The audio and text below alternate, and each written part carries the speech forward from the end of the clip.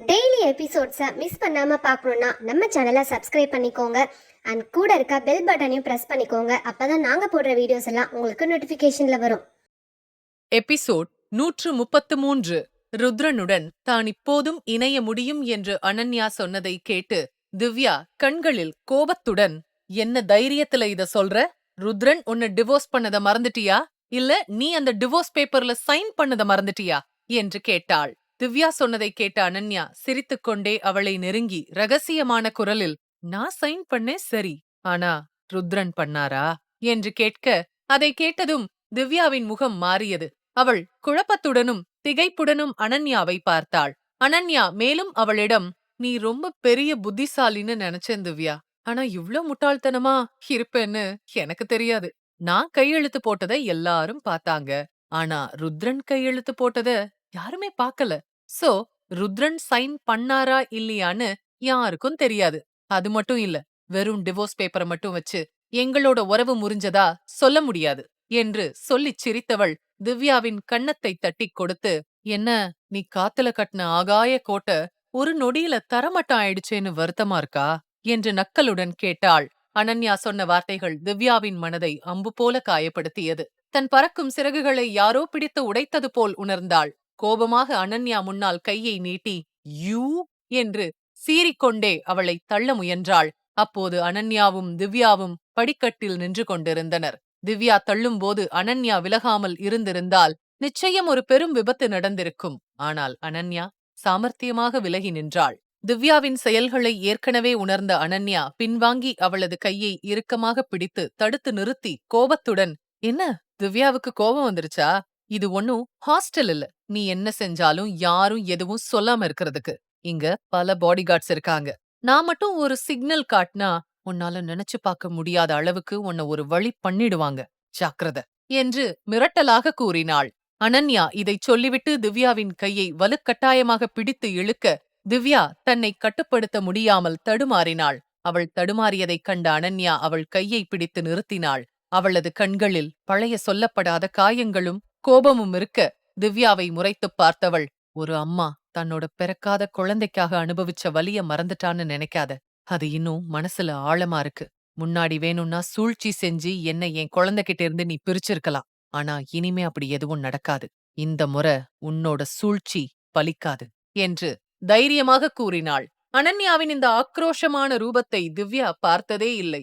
அவள் சொன்னதைக் கேட்டும் அவள் கண்களில் தெரிந்த கோபத்தைக் கண்டும் திவ்யா உண்மையில் பயந்து நடுங்கினாள். அதற்கு மேல ஒரு வார்த்தை பேசக்கூட அவளுக்கு தைரியமில்லை.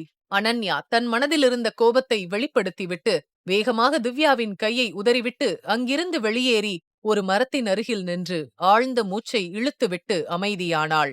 அனன்யாவின் கோபம் அடுத்த நொடியே கண்ணீராக மாறியது. அவள் பதட்டத்துடன் தன் வயிற்றில் கை வைத்து, நல்லா இருக்கியா பேபி?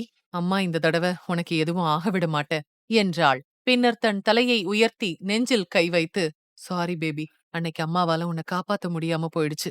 அந்த குற்றவாளியையும் தண்டிக்க முடியல என்று சொல்லிக்கொண்டே கன்னங்களில் வழிந்த கண்ணீரை துடைத்துக் கொண்டு உறுதியான குரலில், ஆனா இந்த முறை அப்படி எதுவும் நடக்க விட மாட்டேன். அவ செஞ்சதுக்கு திவ்யா எனக்கு பதில் சொல்லியே ஆகணும் என்று சொல்லி தன் மனதை தேற்றிக் கொண்டாள். மறுபுறம் திவ்யா மிகவும் பயந்து போய் பேய் அறைந்தது போல நின்றிருந்தாள். இன்று அனன்யா கண்களில் பார்த்த நெருப்பை அவள் இதுவரை பார்த்ததில்லை.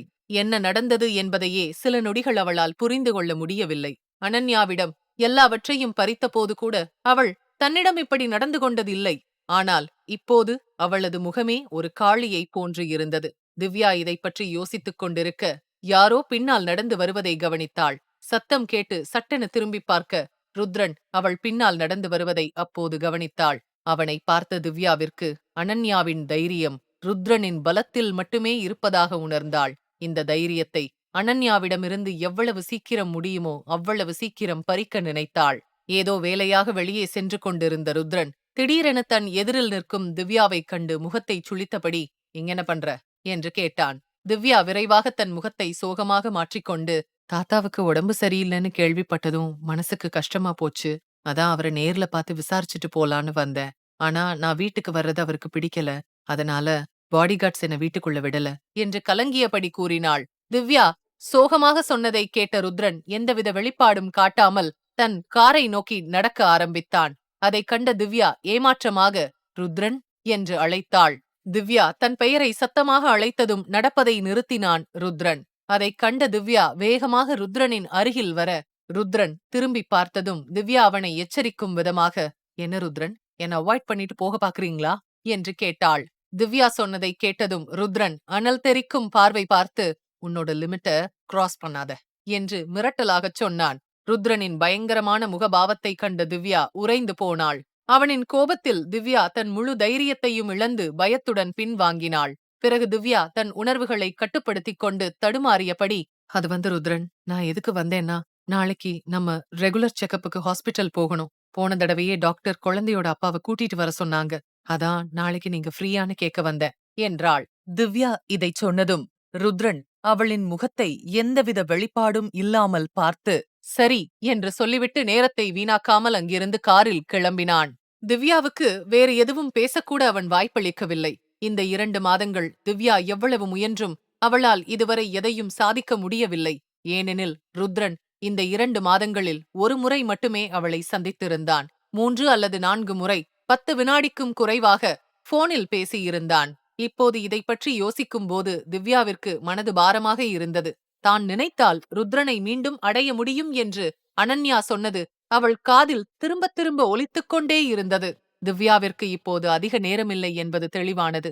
எதை செய்ய வேண்டுமோ அதை விரைவாக செய்ய வேண்டும் என்று எண்ணினாள். அப்படி தனக்குச் சாதகமாக ஏதாவது செய்தால் மட்டுமே ருத்ரனின் வாழ்க்கையில் அனன்யா நிரந்தரமாக விலகுவாள் என்று எண்ணினாள். இதையெல்லாம் நினைத்துக்கொண்டு திவ்யா தன் வயிற்றில் கை வைத்து வன்மமாக புன்னகைத்தாள். மறுபுறம் சக்தி ஒரு டிசைனர் பொட்டிக்கில் தனது டேபிளில் உட்கார்ந்து வேலையில் தீவிரமாக ஈடுபட்டிருந்தாள். அப்போது அவளுடைய போனுக்கு ஒரு மெசேஜ் வந்திருந்தது. தன் வேலையை ஒதுக்கிவிட்டு போனை எடுத்து பார்த்தாள். பிறகு அவளது கண்கள் போனில் இருந்த போட்டோவை நோக்கிச் சென்றது. அதில் அவளும் ரோஹனும் நிச்சயதார்த்த மோதிரத்தை மாற்றிக்கொண்ட போட்டோ இருந்தது. அந்த புகைப்படத்தை பார்த்ததும் சக்தி நீண்ட பெருமூச்சு விட்டாள். அந்த போட்டோவை பார்த்த பிறகு தன் கை விரல்களை பார்த்து, ஐ மிஸ் யூ ரோஹன் என்று சொல்லி ரோஹனை நினைத்து பார்த்தாள். ரோஹன் தனக்கு கொஞ்சம் அவகாசம் தேவை என்று அவளிடம் சொன்னபோது சக்தியும் அவனது நிலைமையை புரிந்து கொண்டாள். அனன்யாவும் ருத்ரனும் தங்கள் உறவை முறித்துக் கொண்டதால் ரோஹன் தனக்கும் சக்திக்குமான திருமணத்தை கொஞ்சம் தள்ளி வைக்க முடிவு செய்தான். இந்த நிலையில் தன்னுடைய வாழ்க்கையை ஆரம்பிக்க அவன் பயந்தான். மேலும் தன் வருத்தத்தால் சக்திக்கு எந்த பாதிப்பும் ஏற்பட அவன் விரும்பவில்லை. இதையெல்லாம் யோசித்துக் கொண்டிருக்கும் போதே திடீரென அவளுக்கு பழக்கமான ஒரு குரல் சக்தி என்று அழைப்பது கேட்டது. அந்த குரலை அடையாளம் கண்டுகொண்ட சக்தி ஆச்சரியத்துடன் திரும்பி பார்க்க அனன்யாதான் அவள் முன் சிரித்தபடி நின்றிருந்தாள். அனன்யாவை கண்டதும் மிகவும் மகிழ்ச்சியான சக்தி ஓடி வந்து அவளை கட்டிப்பிடித்து, அக்கா, எப்ப திரும்பி வந்தீங்க என்று விசாரித்தாள். அனன்யாவும் சக்தியை மகிழ்ச்சியுடன் அணைத்துக் கொண்டாள். பிறகு சக்தி அனன்யாவின் கையை பிடித்துக்கொண்டு மீண்டும், எப்ப திரும்பி வந்தீங்க அக்கா? ரொம்ப நாளைக்கு அப்புறம் உங்களை பார்த்ததுல எனக்கு ரொம்ப சந்தோஷம். ரோஹனை பாத்தீங்களா? அவன் உங்களை பார்த்தா சந்தோஷத்துல துள்ளி குதிப்பான். உங்களை இங்க பாப்பேன்னு நான் எதிர்பார்க்கவே இல்ல. ஐ அம் சோ ஹாப்பி என்றாள். ஒரே நேரத்தில் பல விஷயங்களை பற்றி சக்தி பேசியதும் அனன்யா அவள் கன்னத்தில் கை வைத்து அவளை அமைதிப்படுத்தி, ஹே சக்தி, இப்படி ஒரே நேரத்துல இத்தனை கேள்வி கேட்டா நான் என்ன பதில் சொல்றது என்று சொன்னவள் சுற்றுமுற்றும் பார்த்துவிட்டு, எங்கேயாவது வெளியே போய் உட்கார்ந்து பேசலாம் வா என்று அழைத்தாள். சக்தி அவள் சொன்னதை கேட்டு சரி என்று தலையசைத்தாள். சிறிது நேரத்திற்குப் பிறகு இருவரும் ஒரு ஹோட்டலுக்கு வர அனன்யா இருவருக்கும் ஜூஸ் ஆர்டர் செய்தாள். சக்தியின் கவனம் அனன்யா மீது மட்டுமே இருந்தது. தன்னையே உற்று பார்க்கும் சக்தியை பார்த்துவிட்டு அனன்யா தண்ணீரை எடுத்து குடிக்க ஆரம்பித்தாள். அப்போது சக்தி திடீரென்று, அக்கா, நீங்க பிரெக்னண்டா என்று கேட்டாள். சக்தி இந்த கேள்வியை திடீரென கேட்டதும் அனன்யாவுக்கு புறையேறி இருமல் வந்தது. உடனே சக்தி அவள் தலையை தட்டி கொடுத்து, இப்போ ஓகேவா என்றாள். அனன்யா மெதுவாக தலையாட்டி தன் பதட்டத்தை அமைதிப்படுத்த முயன்றாள். பிறகு வலுக்கட்டாயமாக புன்னகைத்து, ஏன் அப்படி கேக்குற? அதாவது திடீர்னு இப்படி கேக்குறியே, அதான் ஏன்னு கேட்டேன் என்றாள். அதற்கு சக்தி ஜூஸ் குடித்துக்கொண்டே புன்னகையுடன், உங்க முகம் ரொம்ப பிரகாசமா இருந்துச்சு. அதே மாதிரி வயிறும் லைட்டா பூசின மாதிரி இருந்துச்சு. அதான் கேட்டேன். எங்க ரெகுலர் கஸ்டமர் ஒருத்தவங்க 2 மாசம் பிரெக்னன்ட். அவங்க முகமும் உடம்பும் இப்படித்தான் இருந்துச்சு. அதே மாதிரி ஒரு டிஃப்ரெண்ட்ட உங்ககிட்டயும் பார்த்தேனா, அதான் விசாரிச்சேன் என்று சொன்னாள். சக்தியின் விளக்கத்தை கேட்டதும் அனன்யா கொஞ்சம் பதட்டமானாள். ஏனெனில் தன் வயிற்றில் 3 மாத குழந்தை இருப்பதை யாரும் எளிதில் கண்டுபிடிக்க மாட்டார்கள் என்று நினைத்தாள். மேலும் யாரும் கண்டுபிடிக்க முடியாதபடி கொஞ்சம் தளர்வான உடைகளையே அணிந்திருந்தாள். அதையும் மீறி சக்தி இப்படி உன்னிப்பாக கவனிப்பாள் என்று அனன்யா எதிர்பார்க்கவில்லை. வேகமாக தன் உடையை சரி செய்த அனன்யா பேச்சை மாற்றி, என்ன பேசுற சக்தி? நான் உன்னையும் ரோகனையும் பத்தி விசாரிக்க வந்தா நீ என்ன ஆராய்ச்சி பண்ணிட்டு இருக்க என்று அதட்டலுடன் சொன்னாள். அனன்யாவின் இந்த மழுப்பலான பேச்சு சக்திக்கு கொஞ்சம் நெருடலாக இருந்தது. ஆனால் அதை அவள் பெரிதாக எடுத்துக்கொள்ளவில்லை. ஏனெனில் கர்ப்பம் ஒன்றும் சிறிய விஷயமில்லை. அதனால் அனன்யா அதை மறைக்க மாட்டாள் என்று நினைத்தாள். மேலும் அனன்யாவுக்கும் ருத்ரனுக்கும் இடையிலான உறவு இப்போது சரியில்லை என்பதால் இந்த விஷயத்தை அப்படியே விட்டுவிடுவது நல்லது என்று சக்தி நினைத்தாள். அனன்யா ரோகனை பற்றி குறிப்பிட்டதும் சக்தி தலையை குனிந்து கொண்டாள். அதை பார்த்த அனன்யா அவள் கையோடு கை வைத்து, எல்லா உறவும் ஒரே மாதிரி இருக்காது சக்தி, அத நீங்க தான் புரிஞ்சுக்கணும் என்று சொன்னாள். அவள் சொன்னதை கேட்டு சக்தி கலங்கிய கண்களுடன், அது ஒருத்தரோட முயற்சியில மட்டும் வெற்றி பெறாதில்லையா என்றாள். அவளுடைய கேள்வியை எதிர்கொண்ட அனன்யா அமைதியானாள். ஏனெனில் இந்த கேள்வி அவர்களின் உறவுக்கும் பொருந்தும்.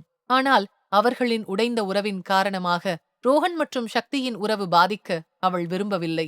அதனால் சக்தியை பார்த்து பொறுமையாக, சக்தி, அன்பு எப்பவுமே 2 பேருக்கும் சமமா இருக்கணும்னு நான் நம்புறேன். ரோஹனுக்கு உன் மேல ஏதாவது எதிர்பார்ப்பு இருக்கலாம், இல்லாமலும் இருக்கலாம். ஒருவேளை அந்த அன்பு உன்கிட்ட இருந்து கிடைச்சா நிச்சயம் அவன் உன்னை புரிஞ்சுக்குவான். நீ அவனை கொஞ்சம் சரியா ஹேண்டில் பண்ணா போதும். ரோஹன் ஆரம்பத்துல இருந்தே உறவுகள் உடையறத பாத்திருக்கிறான். அதனால அவனுக்கு இன்னும் பயம் வந்திருக்கும். அத உன்னோட தைரியத்தினாலையும் பாசத்தாலையும் தான் ஹேண்டில் பண்ணணும். நான் உன்னை விட கொஞ்சம் பெரியவ, அதனால என்னோட அனுபவத்துல பேசுறேன். அவன் 2 அடி பின்வாங்கினா நீ அவனை நோக்கி 4 அடி எடுத்து வை. உறவுகளை புரிஞ்சுக்கிறதுக்கு கொஞ்ச நேரம் கொடுக்கறது அவசியம் என்று சொன்னாள். அனன்யா சொன்ன வார்த்தைகளை கேட்ட சக்தி அமைதியாக அவளை பார்த்து யோசிக்க ஆரம்பித்தாள். அப்போது அங்கு வந்த ரோகனை பார்த்த அனன்யா அவனை தங்களிடத்திற்கு வரச்சொல்லி கையசைத்தாள். அனன்யாவை மட்டும் கவனித்த ரோகன் வேகமாக அவளை நோக்கி ஓடி வந்து, வாவ் அண்ணி, இன்னைக்கு டின்னர் உங்க ட்ரீட்டா? அதுவும் என்னோட ஃபேவ் என்று சொல்லிக்கொண்டே திரும்பி பார்க்க அனன்யா எதிரில் அமர்ந்திருந்த சக்தியை கண்டு மௌனமானான். அனன்யா அவனை பார்த்து சிரித்து, வா ரோகன், நான் உனக்காக தான் வெயிட் பண்ணிட்டு இருக்கேன். வா, வந்து உக்காரு என்று சொல்லிவிட்டு தன் ஹேண்ட்பேக்கை எடுத்துக்கொண்டு தன் இடத்தை விட்டு எழுந்தாள். ரோகன் அவள் வெளியேறுவதை பார்த்து, நீங்க எங்க போறீங்க அண்ணி? நாம டின்னர் சாப்பிட போறது இல்லையா என்று கேட்டான். அனன்யா வேகமாக தலையை அசைத்து, இல்ல, நான் உங்களோட டின்னர் சாப்பிட வரல. ஏன்னா இந்த டின்னர் பிளான் உங்களுக்கு மட்டும்தான் என்று சொல்லிவிட்டு ரோஹனை சேரில் உட்கார வைத்து, 2 பேரும் ஒன்னா உட்கார்ந்து இந்த டின்னரை என்ஜாய் பண்ணுங்க. ஒருத்தருக்கு ஒருத்தர் டைம் கொடுங்க. உங்க உறவு நிலைக்க நீங்க 2 பேரும் தான் ட்ரை பண்ணணும்.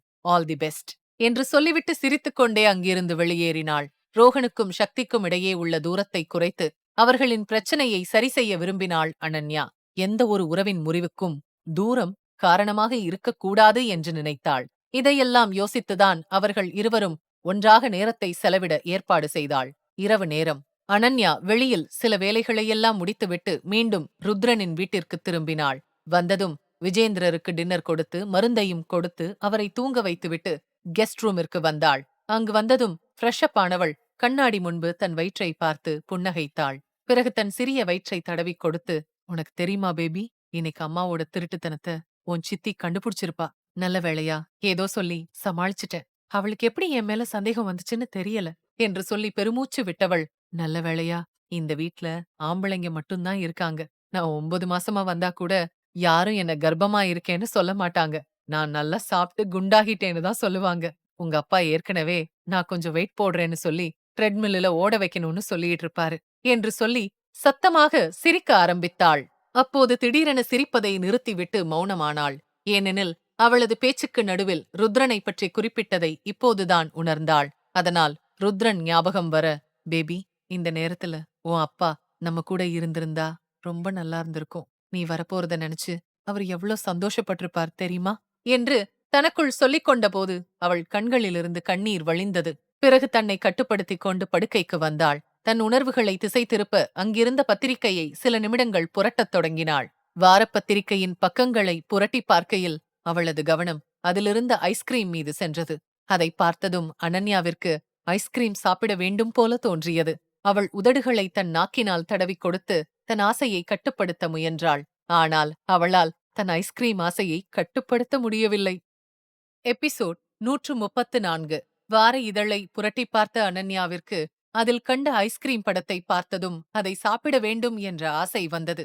சோகமாக கையிலிருந்த பத்திரிகையை மூடிவிட்டு மணியை பார்த்தாள். ஏற்கனவே இரவு 1 மணி ஆகியிருந்தது. அதை பார்த்ததும் தன்னைத்தானே சமாதானப்படுத்திக் கொண்டு தூங்க முயன்றாள். கண்களை மூடி போர்வையை போர்த்தி படுத்துக் கொண்டாலும் அவளால் தூங்க முடியவில்லை. அவளது ஆசை படிப்படியாக அதிகமாக ஆரம்பித்தது. உடனே அனன்யா முகம் சுளித்து தன் வயிற்றில் கை வைத்து சோகத்துடன், "என்ன பேபி இதெல்லாம்? எதுக்கு அம்மாவை நடு ராத்திரி இப்படி டார்ச்சர் பண்ற? அமைதியா தூங்கு" என்று சொல்லிவிட்டு மீண்டும் தூங்க முயற்சித்தாள். ஆனால் எல்லா முயற்சியும் வீணாகிப் போக படுக்கையிலிருந்து எழுந்து உட்கார்ந்து, "எனக்கு புரியுது. நீயும் உங்க அப்பா மாதிரி பிடிவாதத்துல PhD முடிச்சிருக்க. நீயும் என்னோட பேச்ச கேட்க மாட்ட. அப்படிதானே?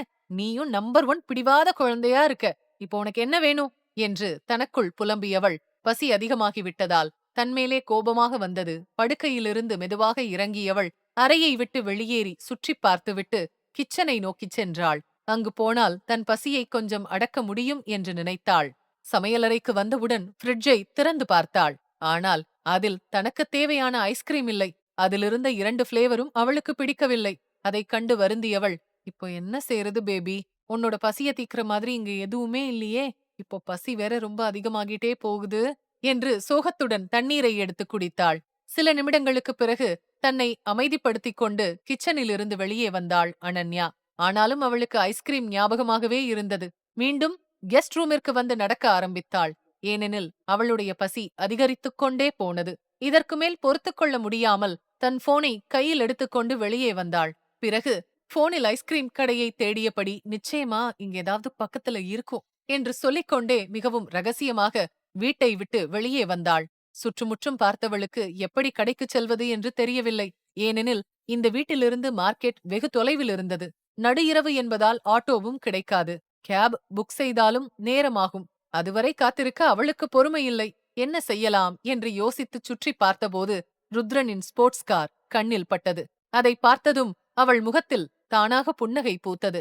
அனன்யா வேகமாக சுற்றுமுற்றும் பார்த்துவிட்டு திருட்டுத்தனமாக அந்த காரின் அருகில் வந்து சுற்றி பார்த்துவிட்டு காரின் கதவை திறக்கப் போன சமயம், "இங்க என்ன செய்ற?" என்று அந்த இரவின் அமைதியை துளைக்கும் வகையில் ஒரு குரல் கேட்டது. அனன்யா அந்த குரலை கேட்டதும் மிகவும் பதட்டமாகிப் போனாள். ஏதோ பெரிய திருட்டுத்தனத்தில் மாட்டிக்கொண்டது போல முழித்தாள். ஆனால் விரைவாக தன்னை கட்டுப்படுத்திக் கொண்டு திரும்பி பார்க்க இரவின் வெளிச்சத்தில் ருத்ரனின் கண்கள் பிரகாசித்தது. அதைக் கண்டு பயந்து போன அனன்யா பின்வாங்கிய போது தடுமாறி விழப் பார்த்தாள். ஆனால் ருத்ரன் உடனே அவளின் இடையை பிடித்து தன் பக்கம் இழுத்துக் கொண்டான். அனன்யா பயம் மற்றும் வெளிப்படுத்த முடியாத உணர்ச்சிகளுடன் ருத்ரனை பார்த்தாள். ருத்ரனும் அவளது கண்களையே பார்த்துக் கொண்டிருந்தான். இருவரின் கண்களும் ஏதோ பேசுவது போல இருந்தது. ருத்ரன் கவலையுடன் அவளை பார்த்து, "நல்லா இருக்கியா?" என்று கேட்டான். அனன்யா அவனது கேள்வியை அலட்சியப்படுத்திவிட்டு, "எனக்கு பெல்ஜியன் சாக்லேட் ஐஸ்கிரீம் வேணும்" என்றாள். அனன்யா ஐஸ்கிரீம் கேட்டதும் ருத்ரன் கண்களை சுருக்கி குழப்பமான முகபாவனையுடன், "என்ன சொன்ன?" என்று கேட்டான். அவனுடைய குரல் கேட்டு சுய நினைவுக்குத் திரும்பிய அனன்யா விரைவாக ருத்ரனின் கையிலிருந்து விலகிச் சென்றாள். அவர்களுக்குள் நெருக்கம் ஏற்பட்ட சமயம் கூட அனன்யா ஐஸ்கிரீமை பற்றி மட்டுமே நினைத்துக் கொண்டிருந்தாள். மேலும் அவளது உதடுகள் தன்னையும் மீறி ருத்ரனிடம் உரிமையாக ஐஸ்கிரீம் பெயரைச் சொன்னது அவளுக்கே ஆச்சரியமாக இருந்தது. இதைப் பற்றி யோசித்தவள் வேகமாக தன் தலையை ஆட்டிக்கொண்டு தன்னை கட்டுப்படுத்த முயன்றாள். அவளது வினோதமான நடவடிக்கையை வெகுநேரம் கவனித்துக் கொண்டிருந்த ருத்ரன் மீண்டும் அவளிடம், "என்ன ஆச்சு? Are you okay?" என்று கேட்டவன் சுற்றியிருக்கும் நிசப்தத்தை பார்த்துவிட்டு, "இந்த அர்த்தராத்திரியில இங்க என்ன பண்ற?" என்று கேட்டான். ருத்ரன் இதை கேட்டதும் அனன்யா கோபமாக அவனை பார்த்து, "நான் காத்து வாங்கிட்டு இருந்தேன். ஏன் இந்த வீட்ல யாரையாவது கேட்டுட்டு தான் வெளியே வரணுமா என்ன? அதான் உங்களுக்கும் எனக்கும் எந்த சம்பந்தமும் இல்லைன்னு எழுதி வாங்கிக்கிட்டீங்கல்ல. அப்புறம் நான் என்ன பண்ணா உங்களுக்கு என்ன? அப்புறம் உங்களுக்கு ஏதாவது பிரச்சனைனா உடனே எந்த நேரமா இருந்தாலும் வெளியே போலாம். ஆனா நான் ராத்திரி வீட்டுக்கு வெளியே கூட நிக்க கூடாதா? ஏற்கனவே உங்க வாழ்க்கையில இருந்து என்ன தூக்கி எறிஞ்சிட்டீங்க. இப்போ இந்த வீட்டையும் விட்டு தூக்கி எறிஞ்சிருங்க" என்று சொல்லிவிட்டு முகத்தை திருப்பிக் கொண்டு முன்னால் நடக்க ஆரம்பித்தான். அனன்யா படபடவென்று பேசுவதை கண்ணிமைக்காமல் திகைப்புடன் பார்த்துக் கொண்டிருந்தான் ருத்ரன். அனன்யாவின் இந்த நடவடிக்கையை பார்க்கும்போது பாவம் அவனுக்கு ஒன்றும் விளங்கவில்லை. "நாம ஏதாவது தப்பா கேள்வி கேட்டுட்டோமா? குளிர்ல இப்படி வெளியே நிக்கறாளேன்னு ஒரு கவலையில தானே கேட்டோம்" என்று குழப்பத்துடன் அவளை பார்த்தான் ருத்ரன். சில அடிகள் எடுத்து வைத்த அனன்யா மனதிற்குள் வருந்தி, "ரொம்ப ஓவரா பேசிட்டோமோ? அவர் வீட்டுக்கு வெளியே என்ன சத்தம்னு பார்க்க வந்திருப்பாரு. ஏதோ அக்கறையில கேட்டதுக்கு இப்படி பேசிட்டோமே. இப்ப வேற ரொம்ப பேசிட்டோம். நைட் எப்படி தனியா வெளியே போறது?" என்று தனக்குள் நினைத்துக் கொண்டே முன்னால் சென்று கொண்டிருந்தாள். அப்போது ருத்ரன் அவளது கையை பிடித்து தடுத்து நிறுத்தி மிகவும் மென்மையான குரலில், "நான் அப்படி எதுவும் சொல்லல" என்று சொன்னவன் தயக்கத்துடன் அவளை பார்த்து, நான் ஏதாவது தப்பா கேட்டிருந்தா என்ன மன்னிச்சிரு. ஆனா அர்த்தராத்திரி எங்கேயும் போக வேணாம். உள்ள வா. ரொம்ப குளிரா இருக்கு என்று சொன்னான். அவனுடைய கவலையான முகத்தை பார்த்த அனன்யா ஒரு கணம் அவனையே பார்த்துக் கொண்டிருந்தாள். பிறகு அவனிடமிருந்து அவளது கையை உதறி முகத்தை திருப்பிக் கொண்டு, இல்ல, நான் எங்கேயும் போக மாட்டேன். நீங்க போணும்னா போங்க. யாரும் என்ன பத்தி கவலைப்பட தேவையில்ல. நீங்க போங்க, நான் பாத்துக்கிறேன் என்றாள். அவள் வார்த்தையிலிருந்த அலட்சியத்தை உணர்ந்த ருத்ரனின் மனம் நொந்து போனாலும் அவளை இப்படி குளிரில் தனியாக விட்டு போக முடியவில்லை. எனவே மீண்டும் அவளிடம், சாரி, இனிமே நான் உன்கிட்ட எந்த கேள்வியும் கேட்க மாட்டேன். ஆனா தயவு செஞ்சு உள்ள வா என்று சொன்னான்.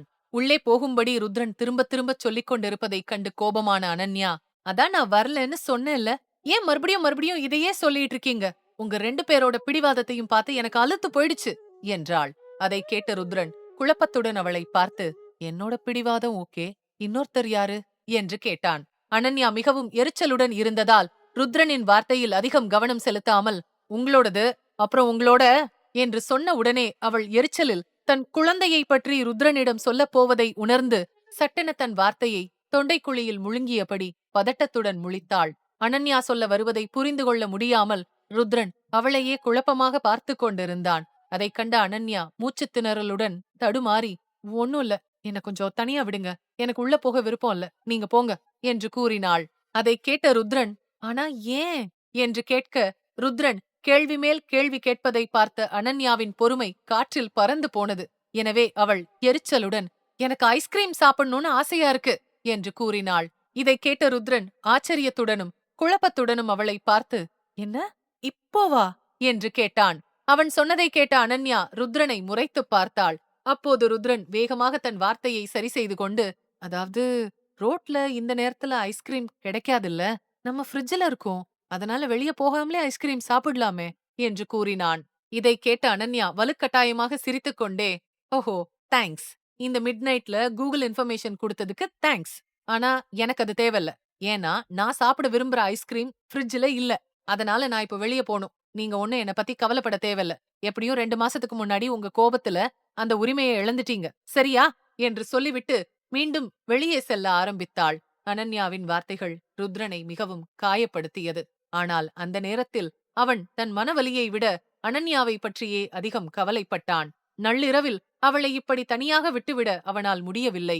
ருத்ரனை கோபத்தில் பேசினாலும் அதை நினைத்து அனன்யா கொஞ்சம் கலங்கிப் போனாள். ஏனெனில் சாதாரண ஐஸ்கிரீமிற்காக அவனை மோசமாக பேசியது அவளுக்கே உறுத்தலாக இருந்தது. எனவே மேற்கொண்டு எதுவும் பேசாமல் நடக்க ஆரம்பித்தாள். அப்போது ருத்ரன் பின்னாலிருந்து சத்தமாக, இப்படி நடந்தே போவியா என்று குரல் கொடுக்க, அனன்யா கோபமாக அவன் பக்கம் திரும்பி, என்ன சொல்ல வரீங்க, நடந்து போகாம பறக்கவா செய்யணும் என்று சொல்லிக் கொண்டிருக்கும் போதே காருடன் தன் எதிரினில் வந்து நின்ற ருத்ரனை கண்டு அமைதியானாள். ருத்ரன் காரை அவள் முன்னால் வந்து நிறுத்தி, உன்னால நடக்க முடியாது, பறக்கவும் தெரியாது, அதனால உள்ள வந்து உக்காரு, ஒன்னா போலாம் என்று கூறினான்.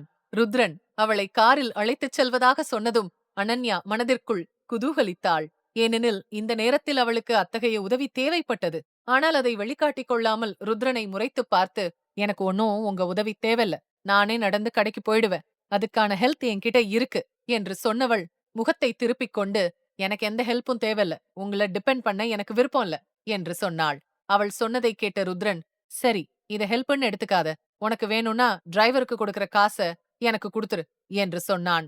ருத்ரன் சொன்னதை கேட்டு அனன்யா திகைப்புடன் அவனை பார்த்தாள். என்னது, எனக்கு டிரைவரா வராரா? இவருக்கு என்ன பைத்தியம் புடிச்சிருக்கா? இவ்ளோ காஸ்ட்லி காருக்கு டிரைவரா வரேன்னு சொல்றாரு, அதுவும் எனக்கு? இவ்ளோ அழகான டிரைவர வேணான்னு சொல்ல தோணல. இப்ப நான் என்ன பண்றது என்று தனக்குள் யோசித்தாள். அனன்யாவின் பதிலுக்காக காத்திருந்த ருத்ரன் மீண்டும் அவளிடம், என்னாச்சு, உனக்கு இந்த ஐடியா பிடிக்கலையா என்று கேட்டான். அதற்கு அனன்யா எந்த பதிலும் சொல்லாமல் அமைதியாக காரின் மறுபுறம் வந்து அவன் அருகில் அமர்ந்தாள். மேலும் சீட் பெல்ட்டை அணிந்து கொண்டு ருத்ரனை பார்த்து, இந்த கார்ல வேற யாராவது வருவாங்களா என்று கேட்டாள். ருத்ரன் இல்லை என்று தலையாட்டியதும் அனன்யா அவனை நக்கலாக பார்த்து, அப்புறம் யாருக்காக வெயிட் பண்ணிட்டு இருக்கோம், போலாம் என்று சொன்னாள். வெகு நாட்கள் கழித்து தன் அருகில் அமர்ந்திருந்த அனன்யாவைக் கண்ட ருத்ரன் மனதிற்குள் மிகவும் சந்தோஷப்பட்டுக் கொண்டான். சில நொடிகள் அவளையே கண்ணிமைக்காமல் பார்த்துக் கொண்டிருந்தான். அனன்யா சொன்னதைக் கேட்டதும் தன் புன்னகையை மறைத்துக் கொண்டு சரி என்று தலையசைத்தான். அனன்யாவின் முகம் ஐஸ்கிரீம் சாப்பிடப் போகும் ஆவலுடன் இருந்தது. இந்த நேரத்தில் அனன்யா தான் கேட்டதற்கு மறுக்க மாட்டாள் என்று ருத்ரன் நம்பினான். மேலும் அனன்யாவுடன் மீண்டும் நெருக்கமாக கிடைத்த வாய்ப்பை அவன் தவறவிட விரும்பவில்லை. எனவே வேறு எதையும் யோசிக்காமல் காரை ஸ்டார்ட் செய்துவிட்டு ஓட்ட ஆரம்பித்தான். அனன்யாவிற்கு முழு கவனமும் ஐஸ்கிரீம் மீது மட்டுமே இருந்தது. ருத்ரனுக்கு அனன்யா அவன் அருகில் அமர்ந்த சந்தோஷம் இருந்தது. இருவரின் ஆசையை சுமந்து கொண்டு அந்த கார் ஐஸ்கிரீம் கடையை நோக்கிச் சென்றது. அனன்யா ஆவலுடன் சாலையையே பார்த்துக் கொண்டிருந்தாள். ருத்ரன் அடிக்கடி ரகசியமாக அனன்யாவை பார்த்துக் கொண்டிருந்தான். சிறிது நேர பயணத்திற்குப் பிறகு ருத்ரனின் கார் 24 மணி நேரமும் திறந்திருக்கும் ஒரு ஐஸ்கிரீம் கடையின் முன் வந்து நின்றது. அதை பார்த்த அனன்யா உற்சாகமடைந்து உடனே தன் சீட் பெல்ட்டை கழற்றி வெளியேற ஆரம்பித்தாள். ஆனால் ருத்ரன் அவளை தடுத்து நிறுத்தி, "நீ இங்கே வெயிட் பண்ணு, நான் வாங்கிட்டு வரேன்" என்று சொல்லிவிட்டு அனன்யாவின் பதிலை கூட எதிர்பார்க்காமல் காரிலிருந்து இறங்கினான். அதை பார்த்த அனன்யா முகம் சுளித்து பொறுமையின்றி ருத்ரனுக்காக காத்திருந்தாள். சில நொடிகளுக்குப் பிறகு ருத்ரன் தன் கையில் 2 பெரிய பாக்ஸுடன் அனன்யாவை நோக்கி நடந்து வந்தான். அதைக் கண்ட அனன்யா சிறு குழந்தையைப் போல மகிழ்ச்சியாக துள்ளி குதித்து அந்த பாக்ஸை வாங்கி அதை சரிபார்க்க ஆரம்பித்தாள். அதில் ருத்ரன் ஒவ்வொரு ஃப்ளேவர் ஐஸ்கிரீமும் வாங்கி வந்திருந்தான். ஆனால் அதில் அனன்யா ஆசைப்பட்டது இல்லை. அதை முழுவதுமாக சரிபார்த்துவிட்டு, "இதுல பெல்ஜியன் சாக்லேட் ஐஸ்கிரீம் இல்லையே" என்று கேட்டாள்.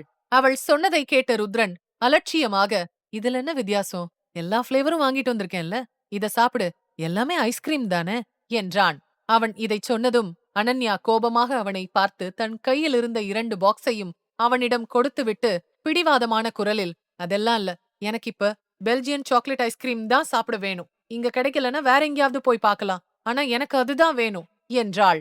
அதை கேட்ட ருத்ரன் வினோதமாக அனன்யாவை பார்த்து, "ஆனா அது இங்க இல்லையே, இந்த நடு ராத்திரியில வேற எங்க இருக்கும்? கூகுள்ல இந்த ஒரு கடை மட்டும்தான் 24 மணி நேரமும் திறந்திருக்கும்னு பார்த்தேன். இதுல 7 ஃப்ளேவர் இருக்கு. எதுவா இருந்தாலும் என்ன, கொஞ்சம் சாப்பிடு" என்று சொல்லிவிட்டு அந்த பாக்ஸில் இருந்து ஒரு ஐஸ்கிரீமை எடுத்து நீட்டி, "இத பாரு, இது ரொம்ப நல்லா இருக்கும்னு சொன்னான்" என்றான். அவன் சொன்னதை கேட்ட அனன்யா கோபமாக அந்த ஐஸ்கிரீமை வெளியே எறிந்துவிட்டு, "எனக்கு இதெல்லாம் ஒண்ணு வேணாம். உங்களுக்கு வேணும்னா நீங்க சாப்பிட்டுக்கோங்க. உங்களால கடைய கண்டுபிடிக்க முடியலன்னா பரவாயில்ல, நானே கண்டுபிடிச்சுக்கிறேன். ஆனா இது எனக்கு தேவையில்ல" என்று திட்டவட்டமாக சொல்லிவிட்டு சீட் பெல்ட்டை கழற்ற ஆரம்பித்தாள். ஒரு ஐஸ்கிரீமுக்காக நள்ளிரவில் அனன்யா இப்படி கோபமாக நடந்து கொள்வதை பார்த்த ருத்ரன் மிகவும் அதிர்ச்சியடைந்தான். ஏனெனில் அவனது பார்வையில் அனன்யா மிகவும் புத்திசாலியான பொறுப்பான பெண். ஆனால் இன்று அவனுடைய பார்வைக்கு மாறாக ஐஸ்கிரீம் கேட்டு ஒரு சிறு குழந்தையைப் போல அடம் பிடித்துக் கொண்டிருந்தாள். அனன்யா யாருக்காகவும் காத்திருக்காமல் தனியாக காரை விட்டு இறங்கி வேகமாக நடக்க ஆரம்பித்த போது ருத்ரன் தன் சுய நினைவுக்கு திரும்பி அவசரமாக அவள் பின்னால் ஓடி வந்து தடுத்து நிறுத்திவிட்டு, "இது என்ன பிடிவாதம்? சரி வா, கார்ல வந்து உக்காரு. வெளியே எவ்ளோ குளிரா இருக்குன்னு பாரு" என்றான். அதை கேட்ட அனன்யா அவனது கையை உதறி தள்ளிவிட்டு, "நான் உட்கார மாட்டேன். எனக்கு நான் கேட்ட பெல்ஜியன் சாக்லேட் ஐஸ்கிரீம் தான் வேணும். யாரும் என் பின்னாடி வர வேண்டாம். நீங்க வீட்டுக்கு கிளம்புங்க. நானே பாத்துக்கிறேன். உங்கள ஒன்னும் என்னோட இருங்கன்னு நான் கம்பல் பண்ணல. ஆமா, நான் கேட்ட ஒரு ஐஸ்கிரீம் கூட வாங்கி கொடுக்க முடியலனா அப்புறம் என்ன பெரிய ஆளு நீங்க? சோ நீங்க வீட்டுக்கு போங்க. எனக்கு தேவையானதை நானே தேடி கண்டுபிடிச்சுக்கிறேன்" என்று சொல்லிவிட்டு கோபத்துடன் நடக்க ஆரம்பித்தாள். ருத்ரன் மிகவும் பொறுமையாக அவளது கையை இறுக்கமாக பிடித்து அவளை தன் அருகில் இழுத்து, "எப்போல இருந்து என் பேச்ச கேட்காம இவ்ளோ பிடிவாதமா இருக்க ஆரம்பிச்ச அனன்யா? ஒரு ஐஸ்கிரீமுக்காக இவ்ளோ பிடிவாதமா? அதுவும் ஒரு குழந்தை மாதிரி நடந்துக்கிற? இங்க நான் எவ்ளோ ஃப்ளேவர் வாங்கிட்டு வந்திருக்கேன் பாரு. அத சாப்பிட வேண்டியது தானே? ஆனா வேற ஒண்ணுதான் வேணும்னு அடம் பிடிக்கிற. இந்த நடு ராத்திரியில அந்த ஐஸ்கிரீமை எங்க போய் தேட முடியும் சொல்லு? ஒரு ஐஸ்கிரீமுக்காக இதெல்லாம் பண்றியா? இல்ல என்ன கஷ்டப்படுத்தணும்னு பண்றியான்னு எனக்கு தெரியல. அந்த ஐஸ்கிரீம் தான் கிடைக்கலன்னு இவ்ளோ நேரம் நான் சொல்லிட்டு இருக்கேன். ஆனா நீ கேட்காம போயிட்டே இருக்க. வெளியே எவ்ளோ குளிரா இருக்குன்னு பாரு. ஆனா நீ பிடிவாதம் புடிச்சிட்டு இருக்க" என்று சொல்லி அனன்யா மீதான தன் விரக்தியை வெளிப்படுத்தினான் ருத்ரன்.